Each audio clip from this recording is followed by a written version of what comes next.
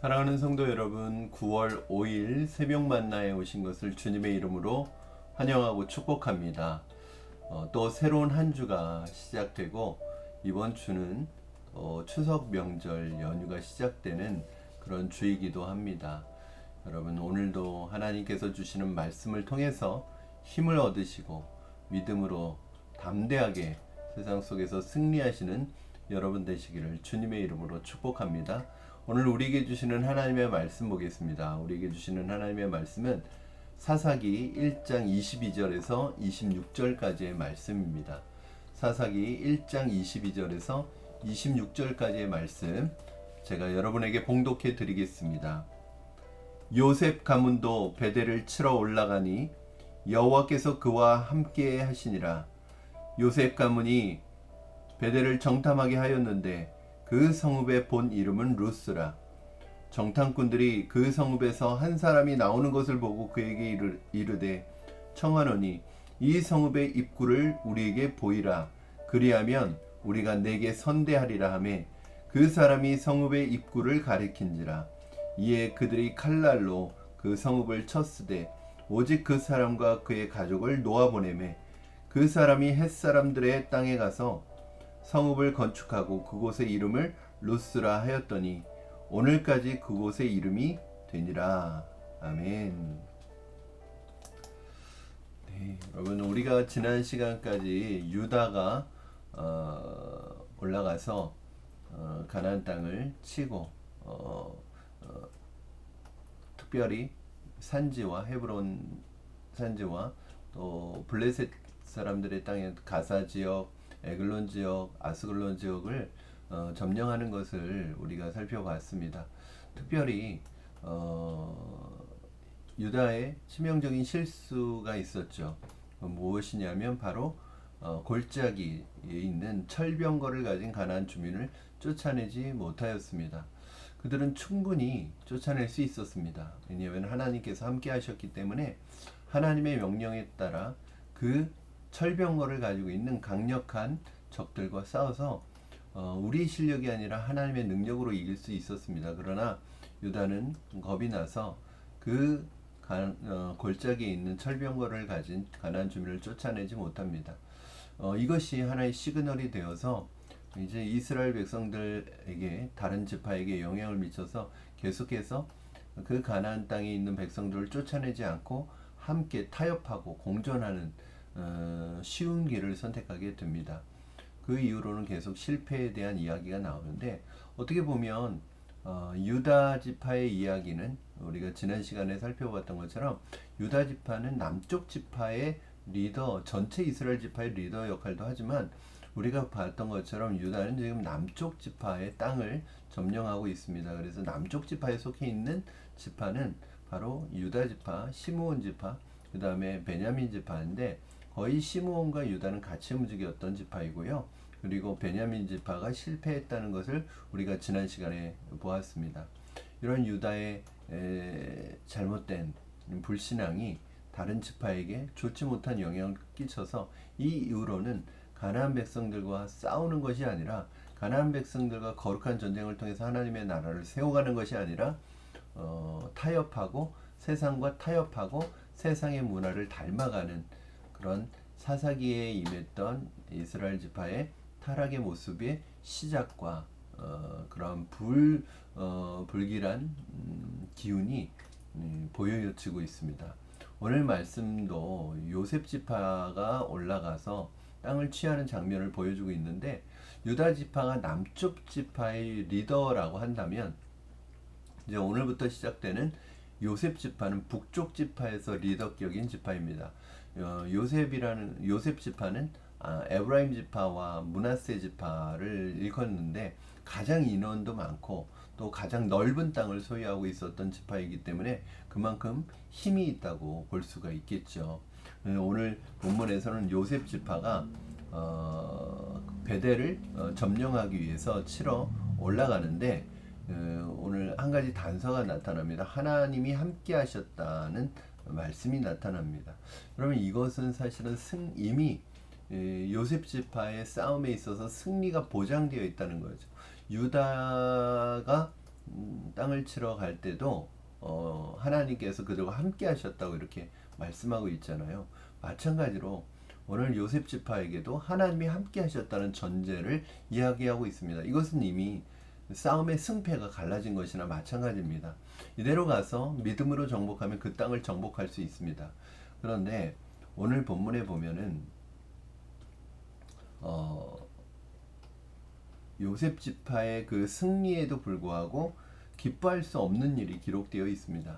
그것은 뭐냐면 요셉 지파가 베델로 올라가서 베델을 치는 과정에서 좀 이해하기 어려운, 납득할 수 어려운 행동을 하는데요. 정탐꾼을 보내서요. 그 정탐꾼이 베델로 올라갔는데 그 베델에 올라가는 과정 속에서 베델이라는 이 성읍에 사는 사람이 성읍에서 나오는 것을 보고 그 사람에게 이 성읍의 입구를 가르쳐 달라고 제안을 합니다. 만약에 네가 입구를 가르쳐 주면 너에게 선대하리라. 이 말은 뭐냐면 너를 살려주겠다는 말이겠죠. 저는 여기서 두 가지 이상한 점을 발견하는데요. 첫 번째는 이미 하나님께서 함께 하시는 싸움입니다. 이것은 가나안 정복도 아니고요. 이미 정복된 땅을 지파들에게 분배했고 그 분배받은 땅을 지파들이 각자 또 그 안에서 가나안 주민들을 몰아내는 전쟁이었습니다. 그런데 이 전쟁에 굳이 정탐꾼이 필요하냐는 거죠. 저는 이것을 쓸데없는 짓이라고 그렇게 생각하고 싶습니다. 뭐든지 기도하고 하지 않으면 그것이 쓸데없는 짓이 될 수 있어요. 아마 기도했다면 정탐꾼을 보내라고 말씀하시지 않았을 거예요. 그런데 이 정탐꾼들이 가서 하는 행동은 더 어처구니가 없습니다. 정탐꾼으로 가서 그 성의 상황을 정탐하고 온 것이 아니라 그 베델에서 나오는 한 사람을 붙들고 베델의 입구, 이 성읍의 입구가 어디인지 가르쳐 달라고 그렇게 얘기합니다. 그랬더니 이 사람이 베델의 그 성읍의 입구를 손으로 가르쳤다는 거예요. 여러분, 말이 안 되지 않습니까? 그 입구가 어디 있는지 모를 정도였을까요? 이미 그 사람이 그 성읍에서 나오는 모습을 보고 그 사람에게 입구를 가르쳐 달라고 한 거예요. 그리고 그 사람은 입구를 손으로 가르칠 정도로 그 입구는 어디 있는지 그렇게 찾는데 어렵지 않습니다. 오늘 본문을 보면 차이가 나는 것이 있는데요. 오늘 본문 장면은 마치 여리고성의 라합을 생각나게 하는 그런 장면입니다. 그렇죠? 여리고성 전투를 앞두고 라합을 그 정탐꾼을 보내서 그 안에서 라합을 만났을 때 라합과 그의 집은 살려주고 그 정탐꾼들을 도왔던 라합과 나의 집안은 살려주고 그 여리고성을 진멸하죠. 그런데 오늘 라합의 케이스와 오늘 본문에 나오는 이야기는 완전히 다르다는 것을 알 수 있죠. 비슷한 것 같지만 달라요. 제일 차이가 나는 것은 무엇이냐면 라합은 그 여리고의 주민이었지만 여리고의 주민이었음에도 불구하고 하나님에 대한 신앙 고백을 가지고 있었어요. 하나님을 믿고 있었어요. 하나님을 믿는 하나님의 백성이었어요. 이방인이었지만 하나님을 믿고 있었어요. 그래서 정탐꾼들에게 여리고 성에 대한 정보를 넘겨준 것입니다. 신앙 고백이 있었고 이 신앙 고백 때문에 결국 라합은 다윗의 왕가의 족보에 계보에 들어가는 그런 영광을 누리죠. 완전히 하나님의 백성이 된 것입니다. 그런데 오늘 본문에 등장하는 여기 있는 사람은 이름도 등장하지 않고요. 어떤 신앙 고백도 찾아볼 수 없습니다. 그리고 또 한 가지는 하나님께서는 가나안 백성과 조약을 맺지 말고 언약을 맺지 말고 약속하지 말라고 그랬습니다. 결국 이스라엘 이 정탐꾼들은 전혀 필요 없는 약속을 하고 가나안 사람과 약속을 맺지 말라는 하나님의 말씀에 불순종해서 그 사람과 그 집안을 살려줍니다. 그런데 이렇게 노임을 받은 이 사람이 어떤 짓을 하느냐? 우리 26절 말씀 같이 보겠습니다. 26절 그 사람이 헷 사람들의 땅에 가서 성읍을 건축하고 그것의 이름을 루스라 하였더니 오늘까지 그곳의 이름이 되니라. 그러니 놓아준 이 사람이요 헷사람들의 땅으로 도망가서 헷사람들의 땅에 가서 거기에 성읍을 건축했는데 그곳의 이름을 루스라고 했다는 거예요. 여러분 이 루스는요 앞으로 가나안의 문화를 보존하고 가나안을 부흥시키는 가나안의 문화를 부흥시키는 그런 전초기지의 역할을 하고 그런 중심적인 역할을 하는 것이 바로 루스라는 성읍입니다. 앞으로 이스라엘 지파에게 두고두고 신앙의 위협이 되는 성읍이 됩니다. 요셉 지파의 부분적인 순종, 이 부분적인 순종이 가져온 그 치명적인 이스라엘의 혼란과 어려움을 어떻게 설명할 수 있을까요? 요셉이 정말 하나님 앞에서 말씀 앞에서 타협하지 아니하고 정말 자신의 편의와 유익을 위해서 자신의 정말 편의를 위한 거잖아요.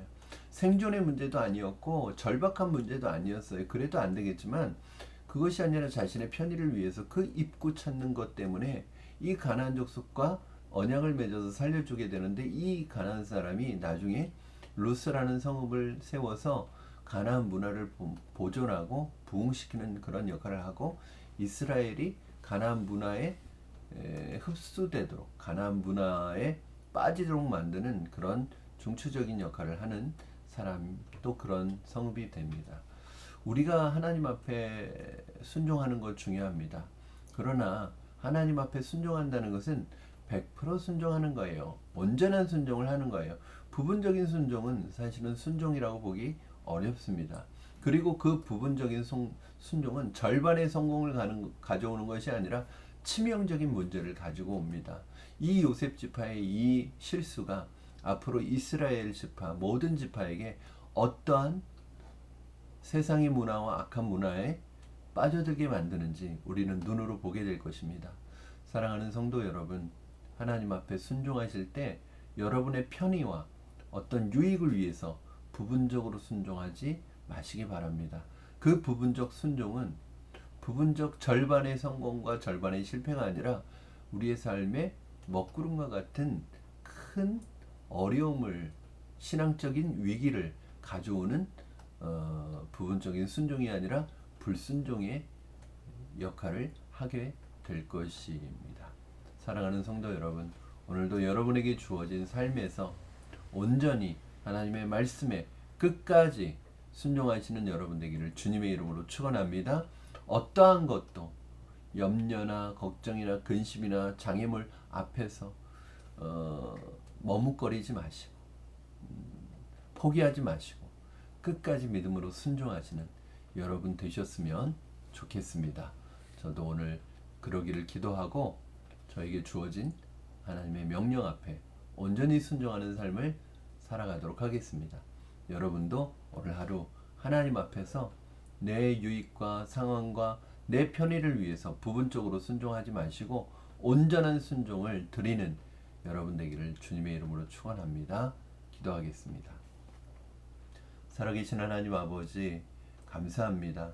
오늘 요셉 지파의 부분적 순종이 절반의 성공을 가져온 것이 아니라 치명적인 어두움을 가져왔던 것처럼 오늘 우리가 하나님 말씀 앞에 하나님 온전히 순종하지 못하고 내 편의와 내 유익과 내 생각 때문에 부분적으로 순종하고 있다면 마음에 결단하고 내 마음의 우선순위를 결정하고 하나님 앞에 하나님의 것을 위해 먼저 드리고 순종하는 우리가 되게 하여 주시옵소서. 하나님 말씀 앞에 내 생각과 내 편의대로 판단하여 부분적 순종하는 것이 아니라 온전한 순종을 드리는 우리가 되게 하여 주시옵소서.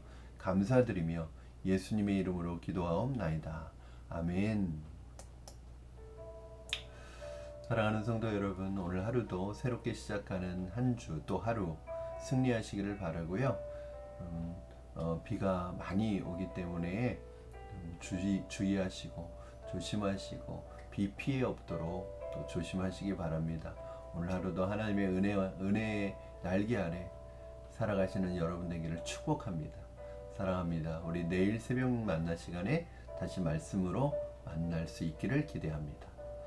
오늘 하루도 승리하십시오, 여러분.